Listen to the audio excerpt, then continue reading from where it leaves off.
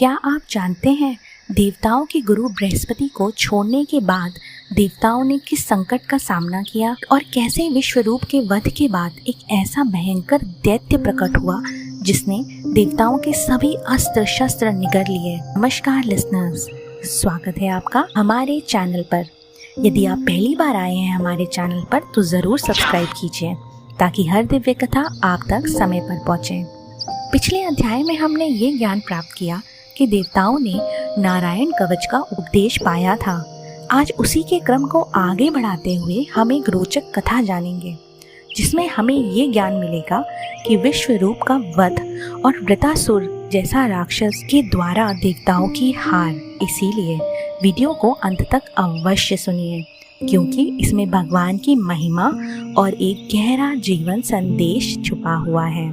तो चलिए हम शुरू करते हैं आज की इस पावन कथा को जो हमें राजा परीक्षित और श्री सुखदेव जी के संवाद के माध्यम से प्राप्त हो रही है। ओम नमो भगवते वासुदेवाय।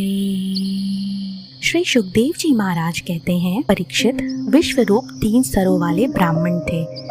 एक मुख से वे सोमरस, दूसरे से सुरा और तीसरे से अन्न ग्रहण करते थे।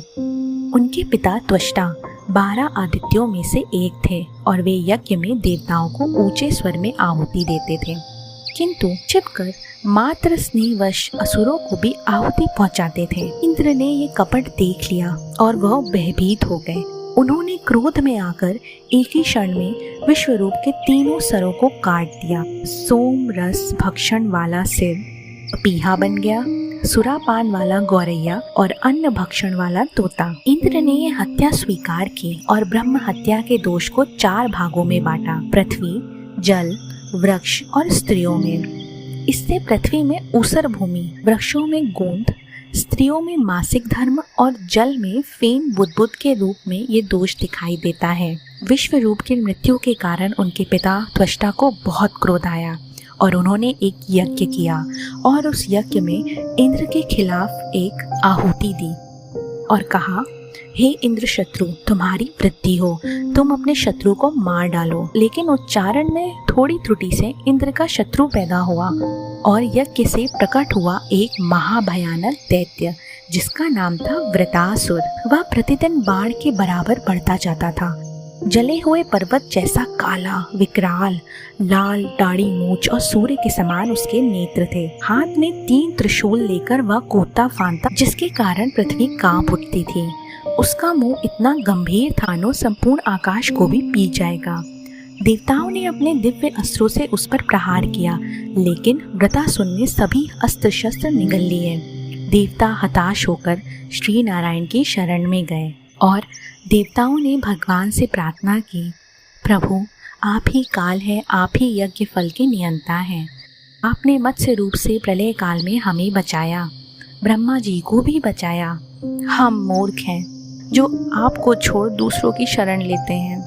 अब हमें वृतासुर के भय से बचाइए प्रभु, बचाइए। वे बार बार श्री हरि को नमस्कार करने लगे, उनकी अनंत महिमा का गान किया और कहा, मधुसूदन, आपकी अमृतमयी महिमा के छोटे से कण का भी स्वाद चख लेने पर हृदय में नित्य परमानंद बहने लगता है।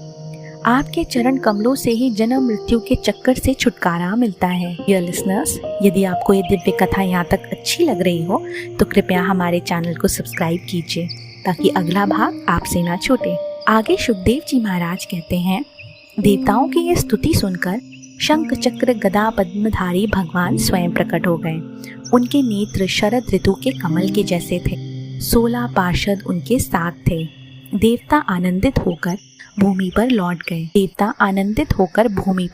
गए, दंडवत किया और फिर भगवान ने कहा, देवताओं, तुमने ज्ञानमयी स्तुति की है, इससे मैं प्रसन्न हूँ। मेरे प्रसन्न हो जाने पर कोई वस्तु दुर्लभ नहीं रहती, परंतु मेरे अनन्य भक्त मुझसे मेरे अतिरिक्त कुछ नहीं चाहते। फिर भगवान ने देवराज इंद्र से कहा, अब देर मत करो, ऋषि शिरोमणि दधीचि के पास जाओ।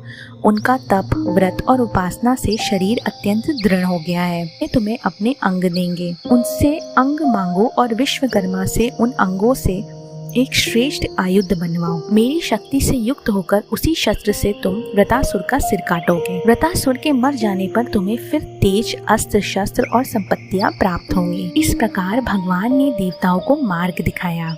यहाँ पर ये कथा समाप्त होती है। अब आगे के अध्याय में हम जानेंगे दधीचि ऋषि का अद्भुत त्याग और उनसे बना हुआ दिव्य व्रज जिससे वृतासुर का वध हुआ।